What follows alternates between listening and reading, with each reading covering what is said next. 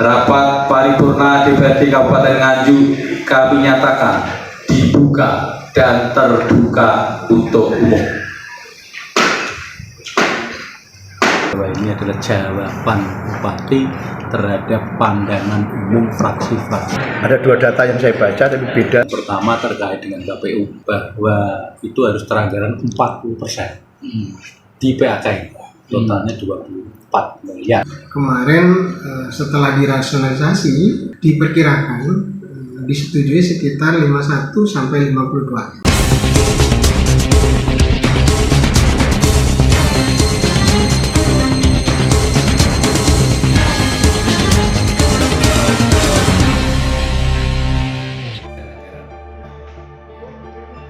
DPRD Kabupaten Nganjuk menggelar rapat paripurna jawaban Bupati terkait pandangan umum fraksi-fraksi tentang Raperda Perubahan APBD dan lampiran selengkapnya dengan nota keuangan tahun anggaran 2023 di ruang rapat paripurna Gedung DPRD Nganjuk, Jalan Gatot Subroto, Kota Nganjuk, Jawa Timur. Dipimpin Ketua DPRD Kabupaten Nganjuk Tatit Heru Cahyono dan Wakil Ketua DPRD Nganjuk Raditya Harya Yuangga, serta dihadiri langsung oleh Bupati Nganjuk Marhen Jumadi bersama Sekda Nur Solekan. Secara keseluruhan persidangan berjalan dengan lancar. Rapat paripurna DPRD Kabupaten Nganjuk kami nyatakan dibuka dan terbuka untuk umum. Ketua DPRD Kabupaten Nganjuk Tatit Heru Cahyono menyampaikan, setelah menerima jawaban Bupati terhadap pandangan umum fraksi-fraksi, pihaknya sesuai dengan renja akan segera membahas Raperda, di mana dijadwalkan tanggal 20 September 2023 dilakukan penandatanganan bersama. Hal itu dilakukan mengingat masa jabatan Bupati Nganjuk segera berakhir pada 24 September 2023 ini. DPRD Kabupaten Nganjuk untuk saat ini tengah mengebut serangkaian pekerjaan, termasuk di dalamnya terkait dengan anggaran kekeringan dan anggaran untuk pilkada yang harus dilaksanakan. Terkait dengan anggaran pilkada, pada perubahan anggaran keuangan atau PAK 2023 ini, KPU Kabupaten Nganjuk mendapat dana hibah sebesar 24 miliar atau 40% dari total anggaran.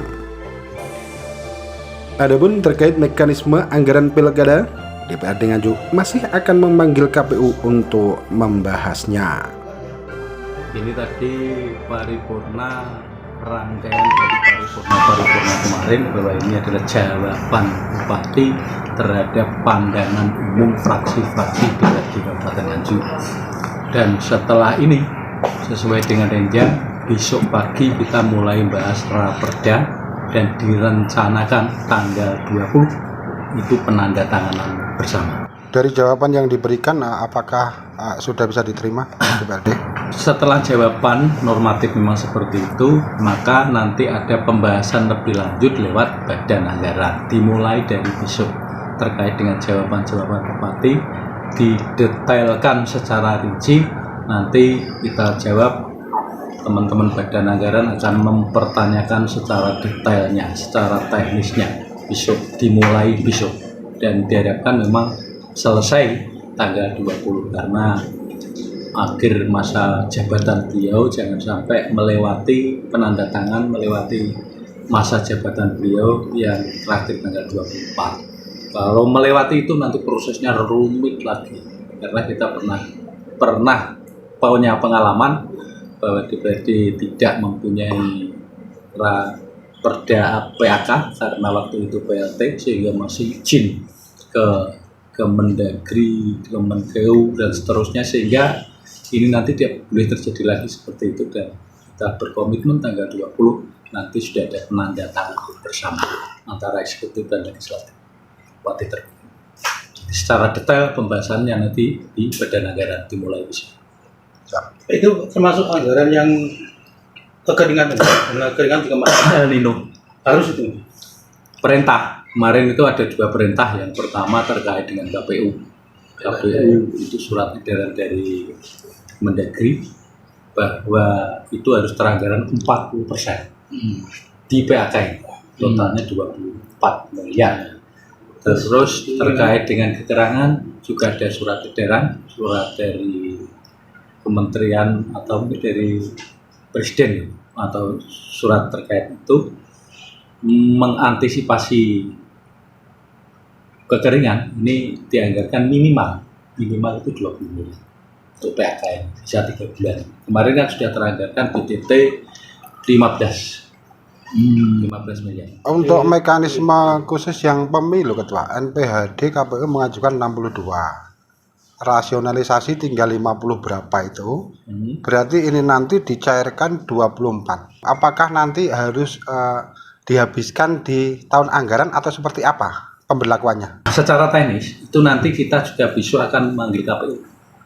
Jadi pelaksanaan 24 miliar sisa tinggal 3 bulan.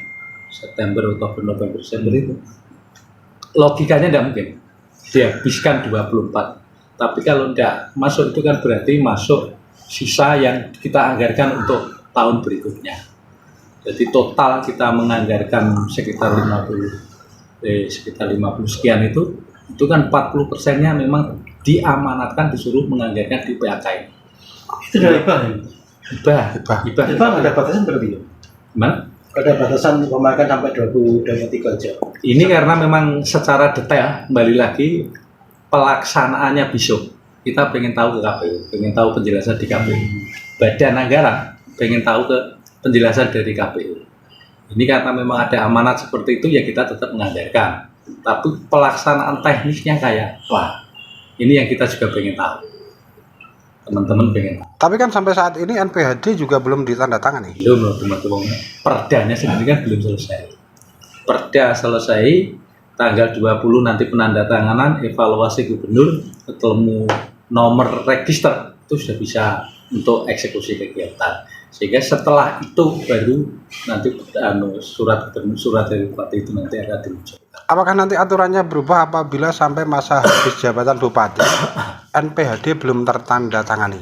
Itu yang perlu kita juga perlu komunikasikan, koordinasikan, dan perlu kita konsultasikan. Karena pelaksanaan PHK ini nanti kan bupati PJ, tapi kan penandatangannya sudah bupati definitif ini. Pelaksanaannya itu. Contoh terkait dengan NPHD, BK dan lain-lain itu secara teknis apakah perlu izin dari instansi atasnya atau memang PJ sudah diberi kewenangan, ini nanti juga ingin kami tanyakan di rapat-rapat kerja nanti, termasuk di badan anggaran, sehingga tidak menghambat proses pelaksanaan pencairan. Sementara itu ditemui redaksi Akurasi TV, Ketua KPU Nganjuk Pujiono menyampaikan untuk anggaran Pilkada 2024, KPU Nganjuk telah mengajukan dana hibah ke Pemda sebesar 62 miliar. Dari total anggaran yang diajukan itu, pihak Pemda Nganjuk melakukan rasionalisasi dan disetujui menjadi 51 hingga 52 miliar rupiah. Untuk saat ini KPU Nganjuk masih menunggu proses penandatanganan berita acara atau BA yang dilanjutkan dengan penandatanganan naskah perjanjian hibah daerah atau NPHD. Ya, terkait kebutuhan anggaran pilkada tahun 2024, KPU itu sejak tahun lalu 2022 sudah menyerahkan rincian kebutuhan biaya ke Pemda sebanyak 62 miliar. Nah, itu untuk kebutuhan honorarium penyelenggara di tingkat kecamatan, desa sampai TPS, lalu untuk pengadaan kebutuhan pemungutan dan penghitungan suara, serta untuk biaya kampanye dari pasangan calon. Dari nilai 62 itu akhirnya mungkin ada koreksi atau evaluasi gitu Pak?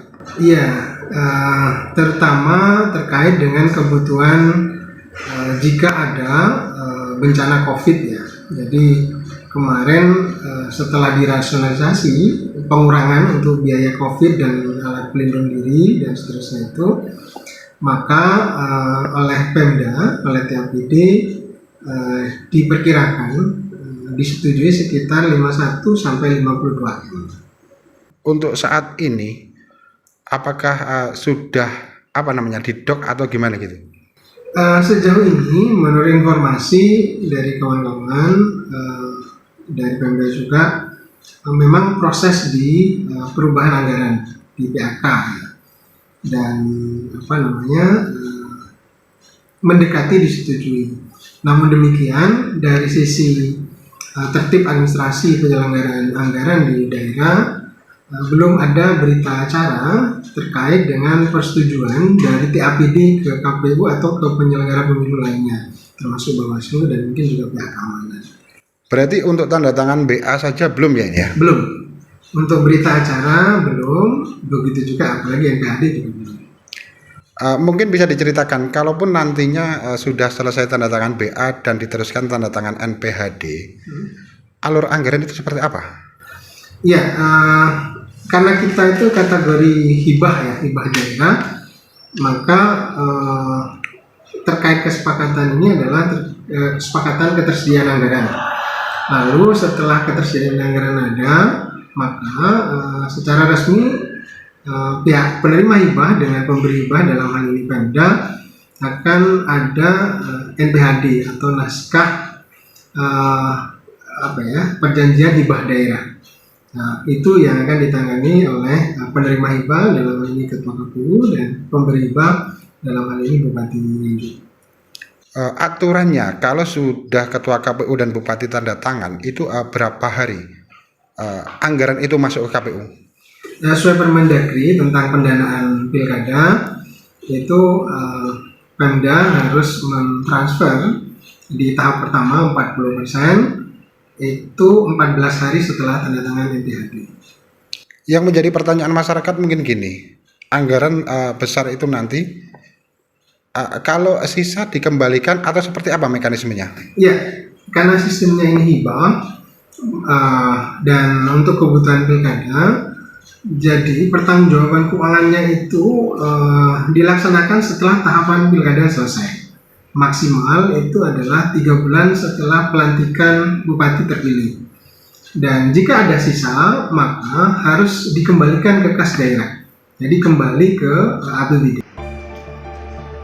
Bupati Nganjuk Marhen Jumadi memberikan apresiasi terhadap semua pertanyaan, imbauan, saran dan masukan dari para anggota Dewan melalui fraksi-fraksi yang disampaikan pada rapat paripurna sebelumnya. Kang Marhen Sepan Akrab Bupati Nganjuk ini menyampaikan, dalam Raperda Perubahan APBD tahun 2023 ini, Pemda Nganjuk lebih mengedepankan pada pemerataan pembangunan, terutama akses jalan yang menuju ke desa yang berada di pinggiran.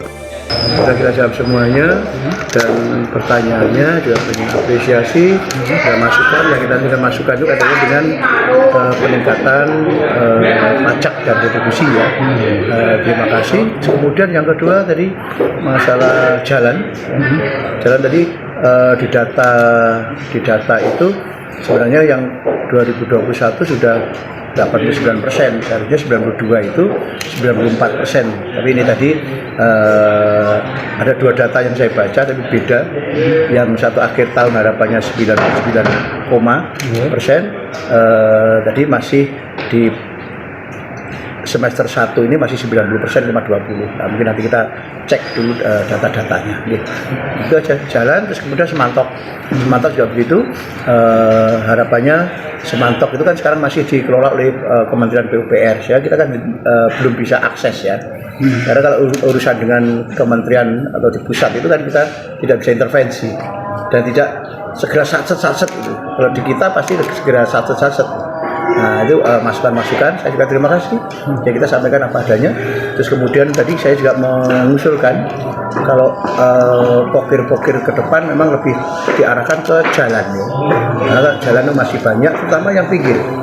Mungkin daerah Ngeronggot, terus kemudian daerah Jatikaleng, Lengkong, kemudian Rejoso, termasuk juga di daerah Menelegi, termasuk Yudang misalnya seperti itu. Nah, mungkin nanti itu perlu ya kerjasama. Saya tadi sudah komunikasi dengan Dewan, kalau bisa ya pokirnya diarahkan ke jalan dan tidak melihat dapil, sehingga nanti kalau dapil itu kan kalau kecamatan yang nggak ada dewannya itu agak terlambat. Maka kita minta untuk berpikir makro. Gitu. Bahkan tadi kan semua fraksi dijawab, dari PDIP nggak dibaca gimana? Baru saya jawab di depan malah. Terlalu banyak anehnya. Ya, tapi kan saya pilih yang ini kan ada 6 tadi yang saya jawab. Ya, tapi semua ada jawabannya. Cuma terlalu banyak ya? Terlalu banyak lebih. Ya? Banyak. Oh iya. Pertanyaan juga banyak. Karena pertanyaannya juga hanya istilah jawaban kita yang normatif sehingga kan kalau dibaca ya sudah tahu jawabannya gitu ya. Sehingga ada semua sehingga terkait dengan misalnya tadi guru yang ada yang di jauh, maka kita akan coba untuk mapping guru-guru dengan menggunakan istilahnya sekarang zonasi itu. Guru juga begitu. Dengan dikebutnya seluruh progres pekerjaan baik Pemda Nganjuk maupun DPRD Kabupaten Nganjuk serta seluruh pihak terkait diharapkan proses pembangunan Bumi Anjuk Ladang terus dilanjutkan. Dari Kabupaten Nganjuk, Jawa Timur, Agus Bima, Akurasi TV. Akhirnya sehubungan seluruh acara persidangan sudah dapat diselesaikan, maka dengan mengucap Alhamdulillahirrahmanirrahim, rapat paripurna Dewan Perwakilan Rakyat Daerah Kabupaten Nganjuk pada hari ini kami nyatakan dengan resmi ditutup.